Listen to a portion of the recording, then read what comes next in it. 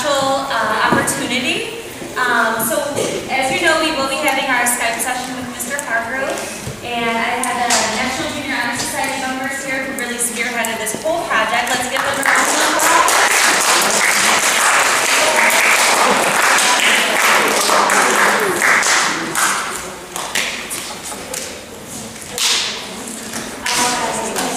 So we will be Skyping in just a minute. So our MJHS members are just going to give you some motivation for asking some questions and being conscious of our conversation.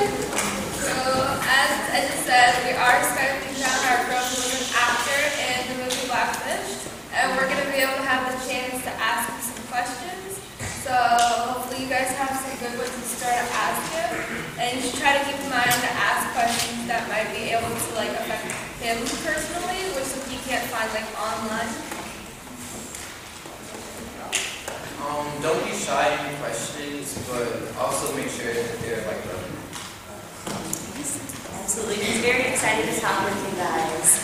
So what we're going to ask you guys to do is, if you'd like to ask a question, you can come up. We're going to have the camera on the laptop. So if you want to come up and then approach it so he can see who he's talking to, and then that way you have a dialogue. Yeah, absolutely. So just raise your hand and we'll call on you when it's time to go up. Any questions before we get started? Okay, we'd also like to welcome Mrs. Rowe, who will introduce you to Mr. Hargrove.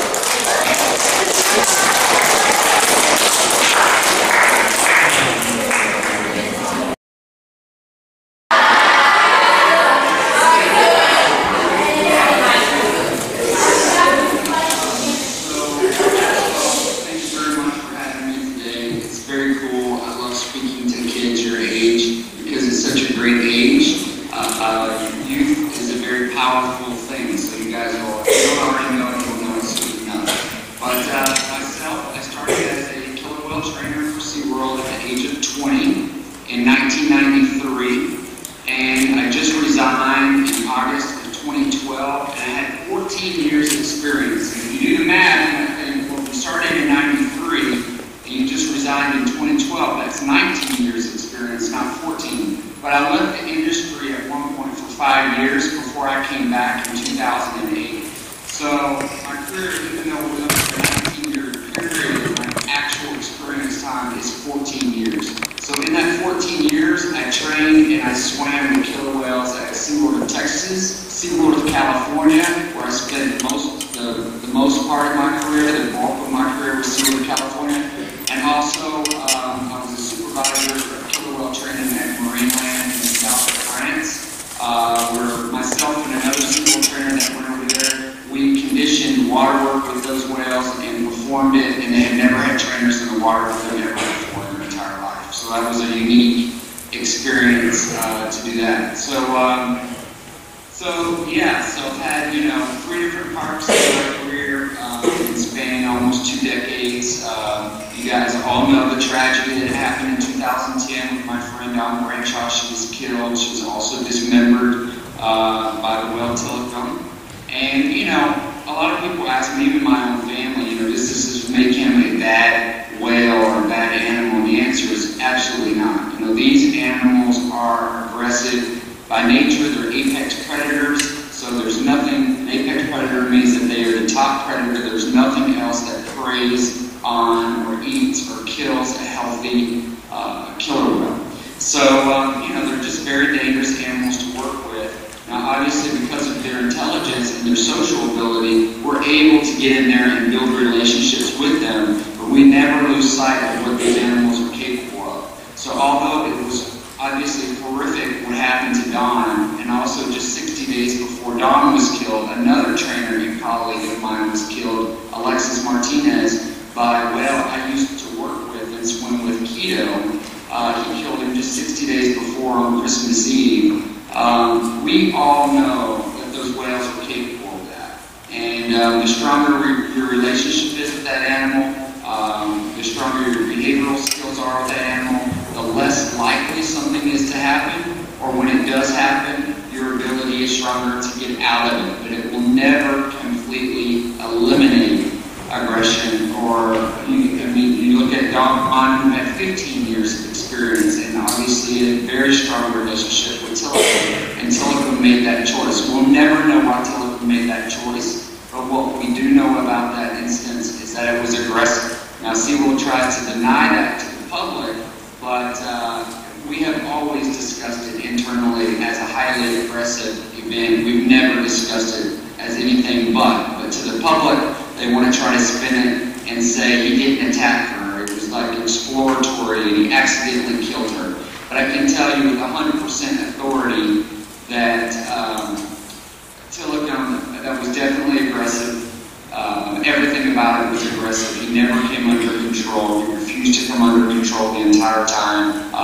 All of the vocalizations that he was emitting represented a very upset animal, and like I said, he did dismember her. So, and he was forced to go into 3 different pools and ultimately beached via forcing him by a net. So he was never under control at any point.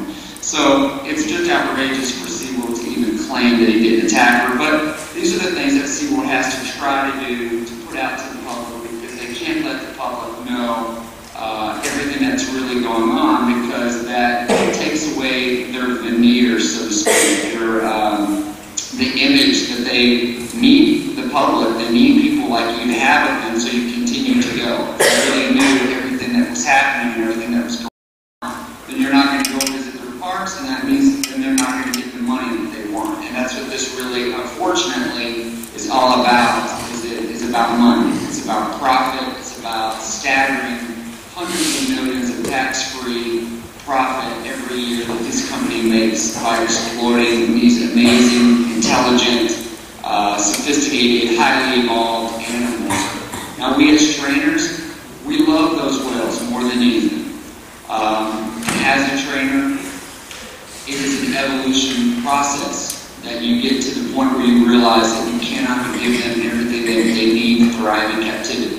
Then you have the struggle process where you are struggling with, well, maybe I can change it, maybe I can fix it. And then there's finally the acceptance period where you realize I can't, even as a high-ranked trainer or whatever your level is, or being vocal or teaming up with other trainers, there are just a lot of things, most things that you cannot change. Like, we could not stop artificial insemination.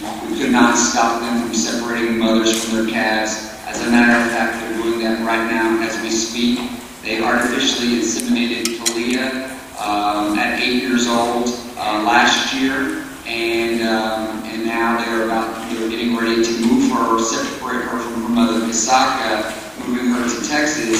All the while, again, SeaWorld continues to say to the public that they do not separate mothers from their calves. That has been their official line, and yet they're doing it right now as we speak. So it's just unbelievable the things that they will do and say that we have the proof. And it's funny, SeaWorld didn't just come out with this information about Kalia on their own. They were forced to come out with it, like everything else that they tried to hide, because there was a gentleman that was in the Sky Tower. He said that when you ride the needle all the way up, it's like almost like a roller coaster, but a needle, it just takes you really, really high up into the sky, and it rotates around so you get a full 360-degree panoramic view of the park and the city and the beach and everything, and you come back down. He filmed it with a high-powered lens while he was in there, them doing the sonogram on it, and then it forced SeaWorld to admit that she was indeed pregnant. So, that's what is happening, and what's been happening lately is ever since Don was killed in 2010, up until that point, I should say, SeaWorld was very effective at being able to hide all the things that they needed to hide. But once Don was killed, and then OSHA came in and cited them for violations, and then SeaWorld didn't like that and tried to sue them to overturn it, and then they keep losing. Every round in court they lose. And the OSHA citations and violations are upheld. All these other things are revealed of what's really happening. The other major aggressions that we've had with the killer whales that we've kept hidden from the public, the major injuries that we've kept hidden from the public, the deaths of whales that we've kept hidden from the public or the reasons why those whales died. So I was just figuring out right before I was, of course, in a hurry. I'm always running late. And I was getting here just off the top of my head, just in my career, so not the history of SeaWorld, but just in my career, and just at SeaWorld's whales, so not counting the Marineland and France. So just the SeaWorld whales, and just during the time period of my career, more than 14 killer whales have died. And they have not died of natural causes. They have not died because they lived their life expectancy. They have died as a result of being in captivity. More than 14 killer whales. And that's just my career and just at SeaWorld parks. And so, when SeaWorld comes to you and says, we have world-class veterinary care, and we have the best facilities in the world, and we have this and we have that, well, they may have the best facilities in the world. That may be true, but it's not enough. It's clearly not enough because the numbers prove that it's not enough. It's not acceptable that 14 killer whales have died in their career just during the time period of my career, and all from captivity-related symptoms or injuries or illnesses, and now they like to tout that they have this world-class breeding program. Well, of course they do, because they have to have the breeding program to keep the whales. If they did not affect the artificial insemination program that they did back in 2000, and I was one of the trainers that performed the very first ever, or the first ever artificial insemination on Kasaka in the year 2000, they have to do this procedure to keep their business running because they have to have those whales. But what is horrific about it is that they are forcing this on these whales at an unnaturally young age. For example, I'll use Talia, what's happening right now as we speak, what's happening with her. Getting her pregnant at 8 years old. In the wild, they would not become pregnant until at least 14 or 15 years old. They have repeatedly gotten whales pregnant, some of them as early as 5 years old at SeaWorld. And when this happens, and we've had, like with Johanna, by the time she was 8 years old, they had already gotten her pregnant. Gestation is 18 months, so they carry their calf for 18 months, and like a human, it's 9 months. So by the time she was 8 years old, she had already given birth to 2 calves. So you can imagine how young she had to have been just the time she got pregnant for the first time.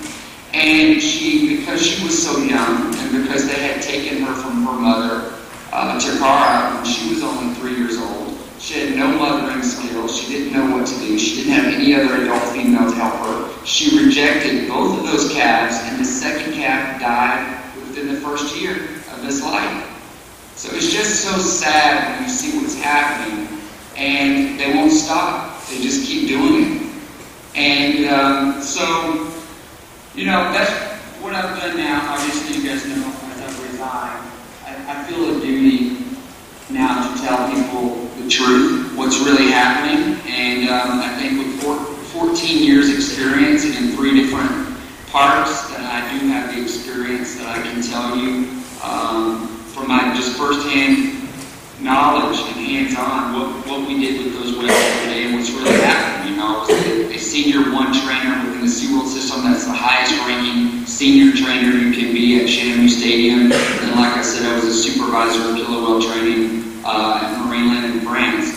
I personally have trained the artificial insemination process. I've personally performed this procedure. I've personally drilled teeth. I've personally irrigated teeth. And the teeth is, because the whales are so bored, because they live in this horrifically sterile environment, they'll excessively rub down their teeth on pool walls and ledges. And once they rub those teeth down to a certain point, they develop these little pinholes in them. And if you don't drill the tooth, they'll die from an infection. So we're forced to manually drill the tooth and open that tooth up. It's called a pulpotomy.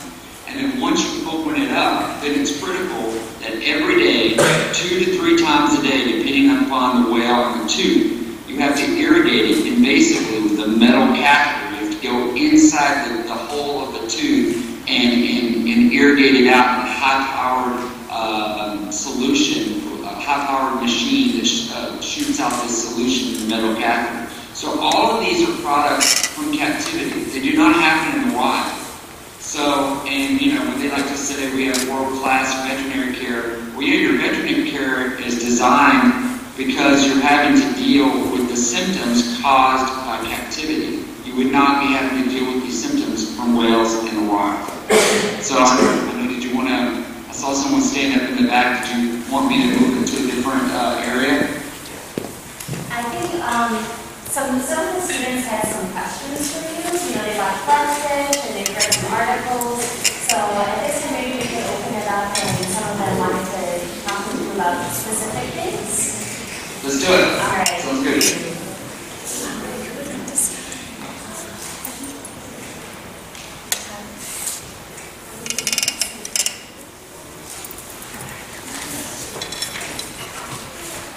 Do the whales get bored? And what do they do when they are in the That's a good question. So the answer is yes, they do get bored. We see, it's so sad, guys. It's so sad how bored they are, and it's because their environment is so sterile. So imagine, like even in the room that you're sitting in right now, you have chairs, you have a screen that you're looking at, you have windows, you have all these things. These whales live their entire life in these concrete tanks, these blue painted concrete tanks, and all they see are these four walls of the pool and the pool floor. And some of these pools, like the Med pool, it's just the smallest pool in the facility, it's only 8 feet deep, and it's roughly the same dimensions of a backyard swimming pool. Can you imagine having a backyard swimming pool and putting a killer whale in it? And yet we do that at SeaWorld, even to this day. We do that every single day, multiple times a day. We force whales to go into that smallest pool, where it's so small and it's so shallow, they're forced to just float motionless at the surface of the water. And we've had 2 killer whales die that way from being bitten by mosquitoes, something that would never happen in the wild. So, and they're being bit by mosquitoes in Florida and Texas because they're at the surface for so long, just floating there. So they get so bored, and the result of that boredom is, like I said, they'll wear down their teeth. We'll see obsessive compulsive behavior. They'll get so bored they'll start to slam their face and their heads against the pool walls, but they won't stop. So there's a lot of physical, injurious type things that happen to these animals because they are so bored, along with the teeth. You see hyperaggression that happens from one whale to another whale because they're bored. And then also you see that increased frustration that leads to aggression to us, the trainers, because they are so bored in their environment. So good question.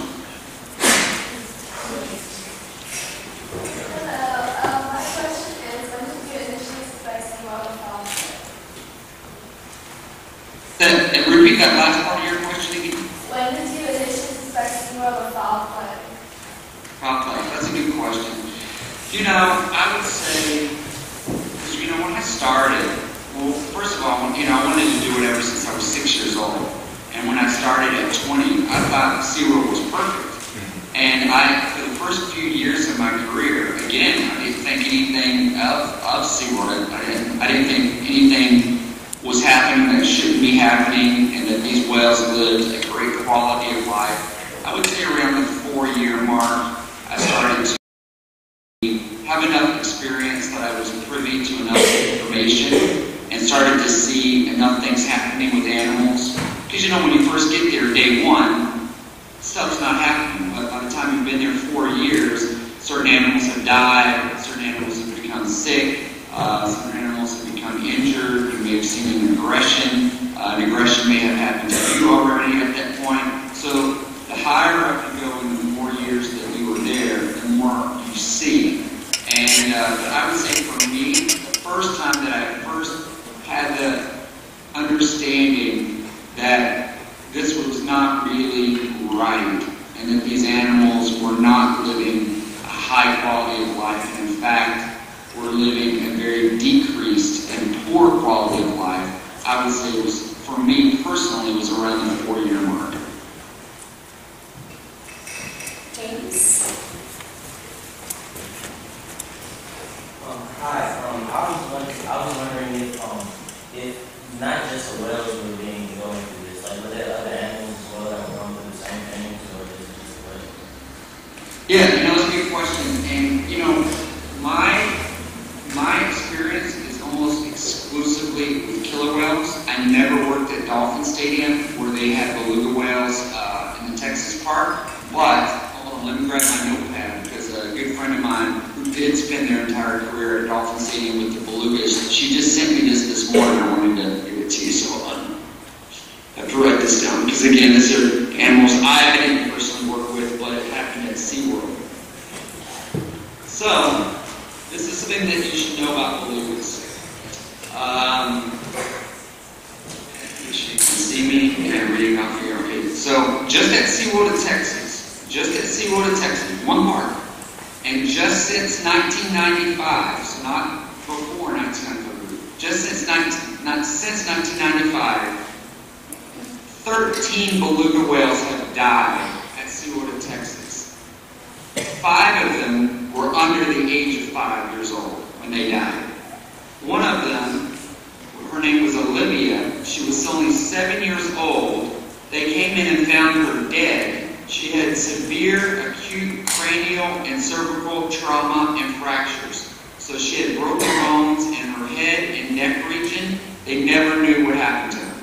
So clearly she had either ran herself into the pool walls intentionally, or was being chased maybe by another beluga whale that was more dominant than her and had a fight. And anyway, she suffered these, massive traumatic injuries, and she was only 7 years old and died. You do not see these things happen in the wild. These do not happen in the wild. In the summer of 2006 alone, just one summer, 2006, at SeaWorld, Texas, they lost 3 newborn beluga whale calves. And the last death of a beluga whale was just last year in 2013, Bella, and she was only 4 years old. So, 13 beluga whale deaths just at SeaWorld, Texas, and just since 1995. And then I gave you the horrific examples of Olivia, what happened to her at age 7, and Bella dying just last year at the age of 4. You can clearly see that beluga whales actually do even worse in captivity than killer whales do. They're very delicate animals, they're very fragile, their psyche, their bodies. Killer whales are built extremely tough because they are apex predators, so they're able to withstand so much more, even in the mind. So it's so sad to me to see what's happening with belugas because they're still capturing beluga whales wild. And just 2 years ago, was it just last year? Well, last year it got denied, but the Georgia Aquarium they petitioned for a permit to import these beluga whales that they had captured from the wild in Russia. Now, it's important to note that I want you guys to remember is for this permit, which they have to have from NOAA, and the National Fisheries Service also has to approve it. But for them to get killer whales in from another country, they have to have this permit. This import-export permit, right? So because these parks in the U.S., they don't want to go capture these animals from the wild themselves because then that looks very bad. People know, nobody wants to see these animals captured from the wild anymore. So what they're doing is they're trying to be sneaky about it. They're using other facilities around the world, like in Russia. They're having Russia go out and capture these whales. And then all they're saying is like, oh, we imported that beluga whale that was already at a facility in Russia. But they were a part of the permits knowing that these whales were being caught from the wild. So the facilities that were listed on this permit were the Georgia Aquarium, who submitted it, but for also SeaWorld and also the Shed Aquarium right there in Chicago. So Shed Aquarium was responsible for the wild capturing of these multiple beluga whales in Russia that are being held in Russia right now, and they're trying to get their hands on them. As I've showed you and highlighted to you, just how poorly beluga whales do in captivity and the horrible deaths and the staggering numbers of deaths proves to you how poorly they do in captivity. They are not suited for captivity, and yet facilities such as the Georgia Aquarium, SeaWorld, and the Shed Aquarium are still to this very day having other people go out in the wild, capture these whales, and then they're trying to get import permits to come and bring those animals to their facility. But for the first time ever, last year, that permit was denied. And they were told, no, you cannot import these beluga whales to your facility. So now, Georgia Aquarium, Shed Aquarium, and SeaWorld have now sued to try to have that overturned because they're so determined to get their hands on those whales that they were responsible for capturing in Russia. So it's just outrageous what's happening.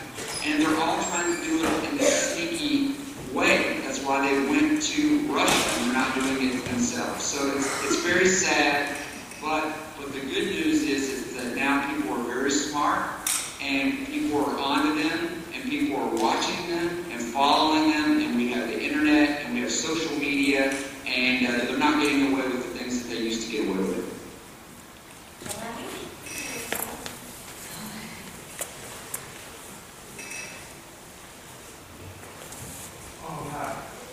I read an article in SeaWorld that said that all the people in the documentary actually had 10 years or less, had no more than 10 years experience with killer whales. You obviously, you said over 14 years experience and object to that. So where are your comments? Yeah, and that's a great question, because see, it proves to you, I'm proof to you right now that what they say is a lie. So now there are some trainers that were featured in the film that did have less than 10 years of experience, or they were trainers from more than 10 years ago. But even for those trainers, they still formed an important part, gave an important part of the puzzle because of the things that they witnessed during the time that they were at SeaWorld. So this is what SeaWorld tries to do. It tries to just discredit anybody who speaks out against them. They just immediately try to discredit that person.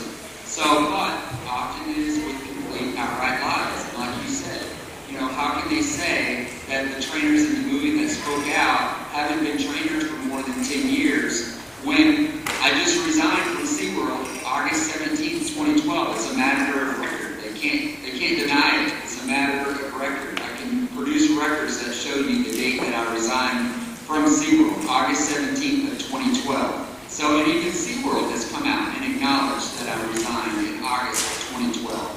And I had 14 years of experience. So they try to they'll try to attack me in a different way, because they obviously can't attack me by saying that I haven't been there in a long time or I have very few years of experience. So where they have personally tried to attack me is they've tried to say, well, I never worked at SeaWorld Florida, so I have no right to talk about Tilikum. But even SeaWorld has tried to testify in court that they give all of us killer whale trainers all of the information, regardless of the park. So they can't have it both ways. They either are being truthful when they say they're transparent with us trainers and they give us all the information, or they're lying and they're withholding information from us trainers. So I can tell you that when Dawn was killed, when Tilikum killed her, I was a senior one trainer at Shamu Stadium at Seward, Texas. So I was privy to all of that information that happened to Dawn because I was a high-ranking trainer at Shamu Stadium. So for them to say that I have no right to speak about that because I haven't worked with Tilikum, when their own expert that they chose to speak for them in court with the OSHA hearings and the OSHA trial, they chose Jeff Andrews, who had not trained any killer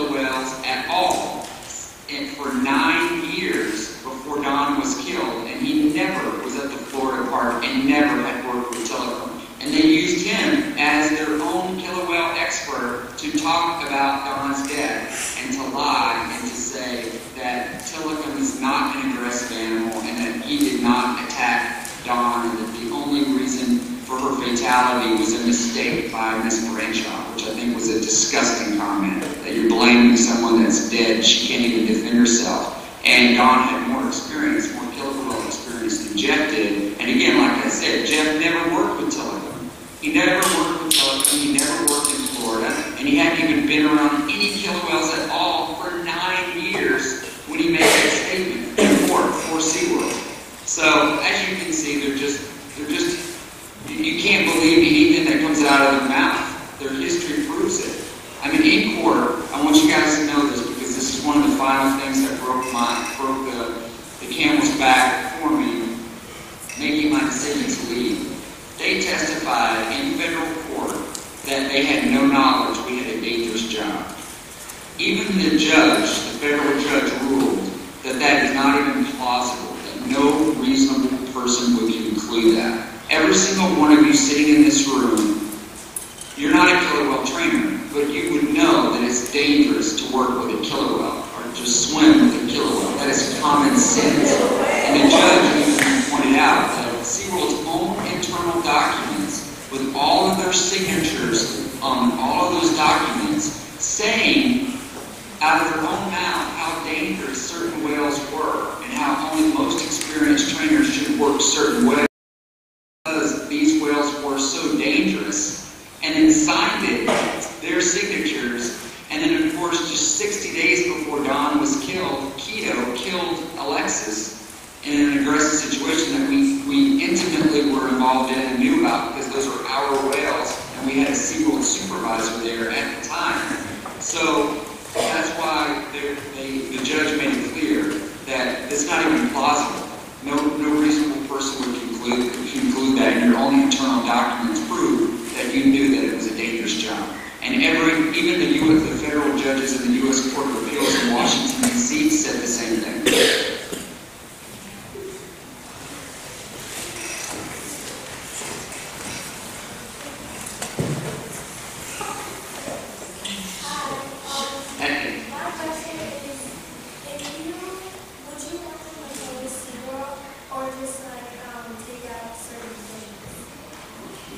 Great question. I don't want SeaWorld to close. I just want certain things to change. So, for example, their rescue rehabilitation program, especially with manatees and sea turtles, I think is an excellent program. We want those programs to continue. We want more of those types of programs. So, I do think there are some things that SeaWorld does that are great. But keeping killer whales in captivity for entertainment purposes is not one of them. So, we just want them to evolve, realize that keeping animals in captivity for amusement and for entertainment is a thing of the past. It's like going to a circus. Nobody goes to a circus anymore because we realize, the whole life that those animals live is not something that we really as a society condone anymore ethically or morally. And that's what's happening now with these types of animals, with killer whales. We've known enough, we've learned enough about these animals that we know that we should not be keeping them in captivity, that they are suffering in captivity, that they're dying in captivity, they're living much shorter lifespans in captivity. But for the other areas of SeaWorld, such as their rescue and rehabilitation, which has nothing to do with killer whales, but it has something to do with manatees or sea turtles or something like that, of course, those programs are great and they should continue. But, SeaWorld likes to tout that they do that, but they get that money from grants. So a lot of that money is not even that, they won't even use their own money, even though they make hundreds of millions of dollars of profit every year off the whales that they have in captivity. They'll still get grants and use that money, that free money that they got from the grants to do it, which I think is kind of low class. If you ask me, I think you're making enough money where you can fund that yourself and not ask for a free handout. It'd be like someone who made $100,000 a year and then asking the government to give them food stamp money. So, I don't respect that part of their program about it Yeah, and then obviously you guys see the roller coasters and stuff that SeaWorld has. You can still go to SeaWorld and ride roller coasters and have fun. Maybe visit a shark exhibit, other types of animals that are not killer whales, especially, but even on the coast, even dolphins and sea lions in captivity. But right now, the focus is on killer whales in captivity. But yes, SeaWorld can stay open, but evolve your business model and stop having killer whales in captivity, stop your breeding program, and stop having them in slavery for shows.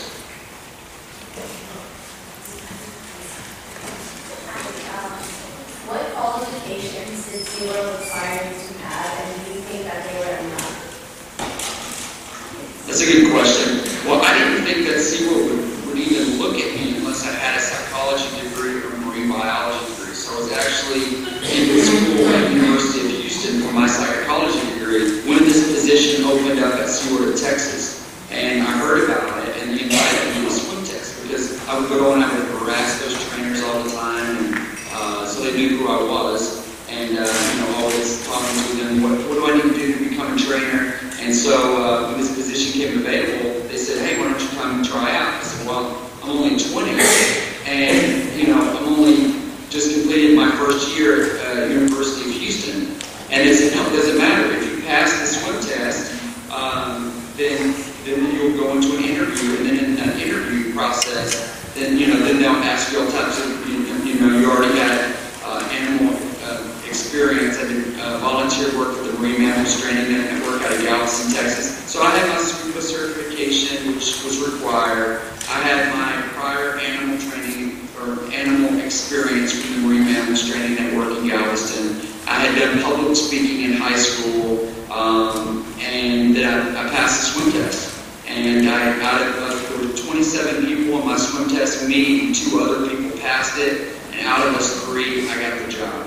So even if you had a master's in psychology or you had no degree, everyone's going to start at the same entry-level position, entry-level seasonal position, and then you're going to work your way up. So there is a requirement, though, that you can't go any higher than an assistant curator level if you do not have your degree. But that's new. I think that's happened in the last 10 years.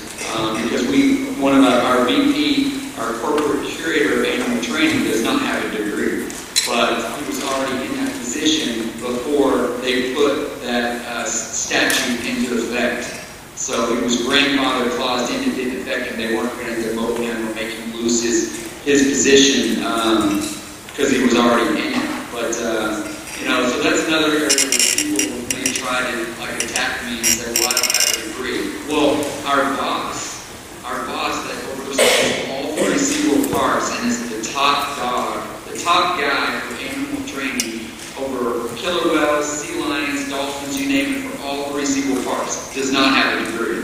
So you can't try to discredit me, otherwise you're going to discredit your entire killer whale program at SeaWorld. So, but SeaWorld fights dirty. They like to fight dirty, and they just like to sling mud, and they like to look for areas with specific trainers that they can try to say, look, this trainer's bad. And it's all because we have chosen to speak out.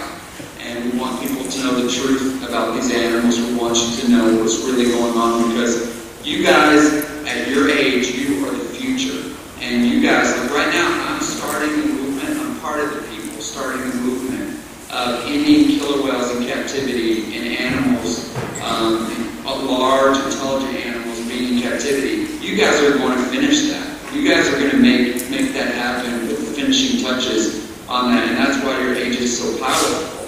Because they're still targeting you guys for coming to SeaWorld. They're not targeting 40-year-olds to come to SeaWorld. They're targeting kids. And look how great it is.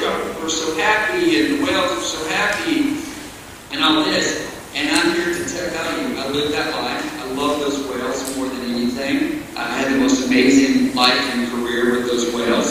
But I want you to know the truth of what's really happening with those animals. And those animals do not deserve to be there. It's not, just because we want to see them does not give us the right to enslave enslave them for our entertainment. They deserve so much better than that, and they're suffering in that environment.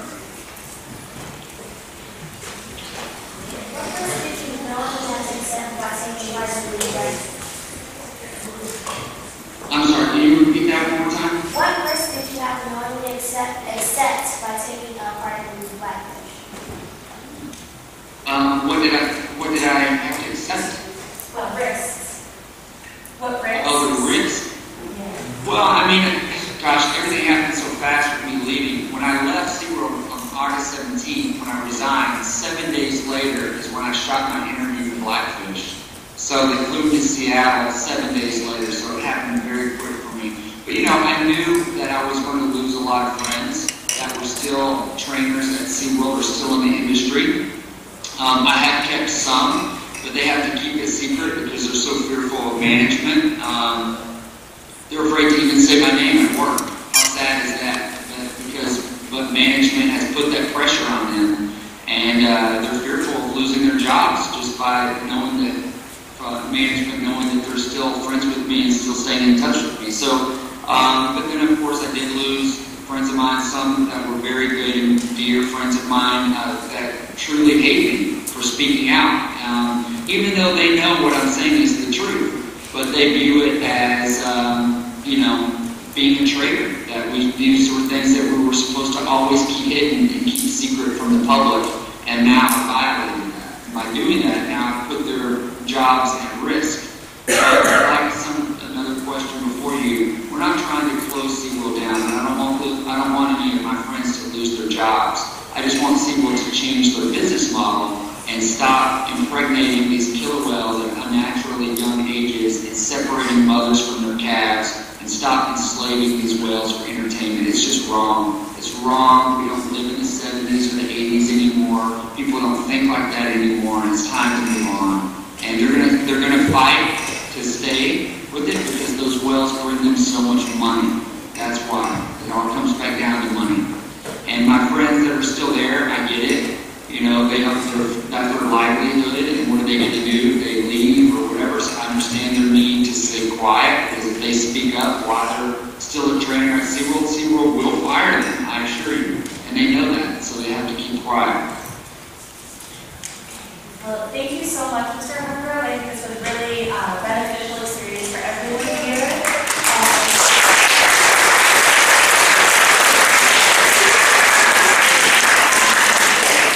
I do know that there's some more kids with questions that they didn't have a chance to ask. And we might be able to email you some more questions to get some more answers. Well, I can do about 7 more minutes. If you guys have time, I can do about 7 more minutes. Oh, that'll be great. Thank you. Michael?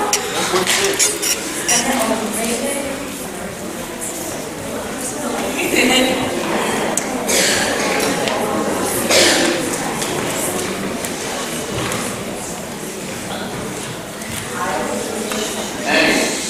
My question is, would you value someone else's life over your own? What I value that kills like oh my gosh. You know, I've never been asked that question ever. Well, listen, I think that, you know, just as a human being, we should all, you know, we're kind of taught morally, ethically, that we should value human life above any other type of life. So I think that, but what's so hard about that question is like, I think like in Don's situation, when Tillicum is killing Don, we clearly did not kill Tillicum. And I would never want Tillicum to die, or any whale to die. That's been a major aggression with one of us. Because I personally have also had major multiple waterwork aggressions where whales grabbed me in the mouth and held me under. But even in the cases that were Keto killed Alexis or Tillicum killed Don, I fully support us not killing those animals. But I definitely think that we should value human life over animal life.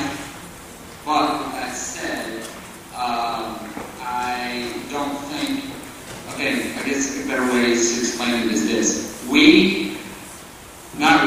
Corporate SeaWorld, they chose chose to go and take those whales from the wild. They chose to take them from their family units and to put them in an artificial environment for profit and for money. We as trainers assumed the risk to swim with those whales because that's what we wanted to do. If something happens to us in that situation, then we should not hold that against the animal, against the whale, because we know that we're taking a risk and how dangerous these animals are. So under those terms, absolutely not. There should not be a consequence, and certainly not a fatal consequence to any of those animals. It's a good question, because at this point, I've been around, I've been asked so many questions, done so many film festivals and interviews and everything, and no one has ever asked me that question, so that's pretty cool, you guys.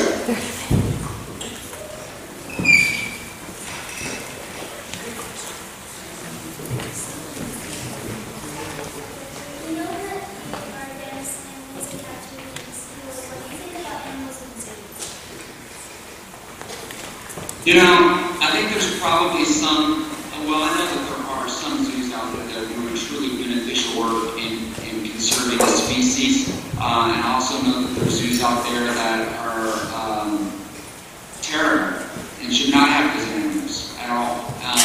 So you'll see the full spectrum of those types of zoos out there. So you really would have to take it a case-by-case basis and look at each individual zoo specifically, because like I said, some are doing excellent work and create an incredible environment, and the animals that they have there is a need to have them because of what's going on in the wild with those animals. But then you have other types of animals that have no business being there other than just being on for display, which I don't agree with. Or just living in horrible living conditions. And I don't know if you guys heard about, just recently there was a news story overseas. There was a zoo in Denmark that was killing their own animals because they wanted to prevent inbreeding. So they were killing their own healthy animals because of their own breeding program. And that's so sick and twisted to me, like how that can even be legal to happen. You've made the choice to have those animals in captivity. You've made those choice to breed those animals. And now because you want more space or more room, you're going to kill them and they're completely healthy. That's just sick. So clearly zoos like that, I think, should be put out of business quick. And there should be outrage over that.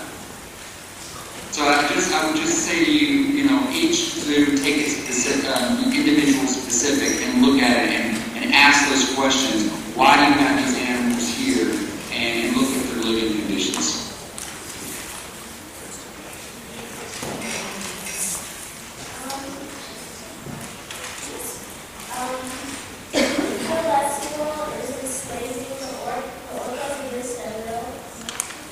Absolutely. They definitely are enslaving the orcas against their will. These animals were stripped from their family units in the wild, and even when they start to have family units of their own in captivity, we strip the moms and calves away from each other. And like I said, we're doing it right now as we speak with Kalia. So Kasaka is going to be losing another calf. They're going to take another calf away from Kasaka. They already took her calf, Takara, away from her. Takara, they already took her first two calves away from her. It's just disgusting what they're doing. So absolutely, they're enslaving orcas against their will.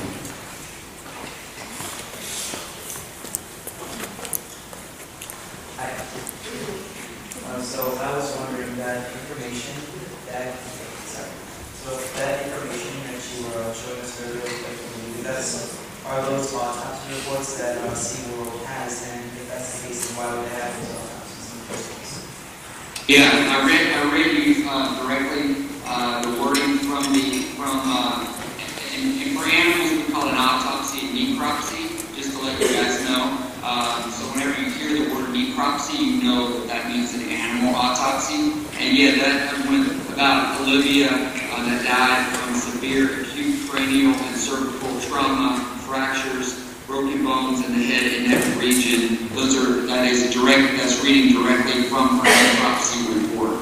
So, and again, these are things that were internal, and because the public doesn't want, SeaWorld doesn't want the public knowing information like this, but what happens is, it leaks out, and I'm able to read it to you. So, and you can see why they would want people to know those things. Like what the PR statement you can see from SeaWorld is, we unexpectedly lost one of our beluga whales today.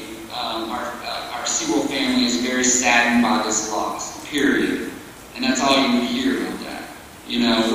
We're looking into the cause of death, and you never hear any more about it. So I have time for probably one more question, and then also, anybody that we missed, you can certainly email me, Lauren, you know how to contact me. So anybody we missed past this last question, feel free to email me all of your questions that you have. Thank you so much. Our next question. If SeaWorld was willing to change its ways for the better, would you be willing to return? For me, I'm done. I'm 40 years old now. I had an incredible career. I have no desire in going back. I did everything that I wanted to do. I had an incredible life with those whales. I closed that chapter on my life. And two, I have a serious right knee injury from years of swimming with the whales, major cartilage destruction. But if SeaWorld changed their ways and they stopped the breeding program, they stopped the artificial insemination program, they committed to building them bigger and better facilities with true environmental enrichment, and we come to the table to truly look at and investigate these sea pens, these types of sea sanctuaries for these types of animals, and really give that an honest look, then I would encourage people to return to SeaWorld, because then they have evolved and they have changed their business model. But as we speak, there is no sign from SeaWorld whatsoever that they plan on doing any of those things that I just mentioned. In fact, they are fighting very, very hard legally and spending millions and millions of dollars to do the complete opposite of everything that we just said that we hope that they would do. Well, thank you again, Mr. Hargrove. This has been wonderful.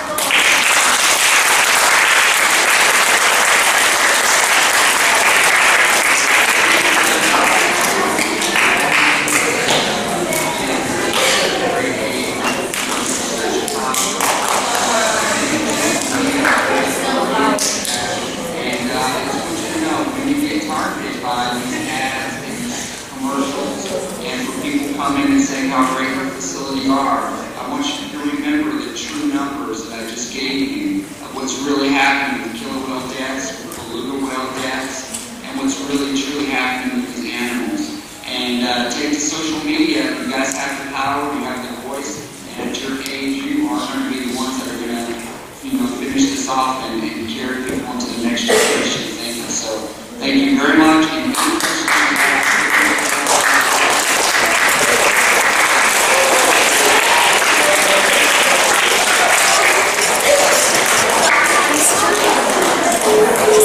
I know. That's okay. I need to take a selfie.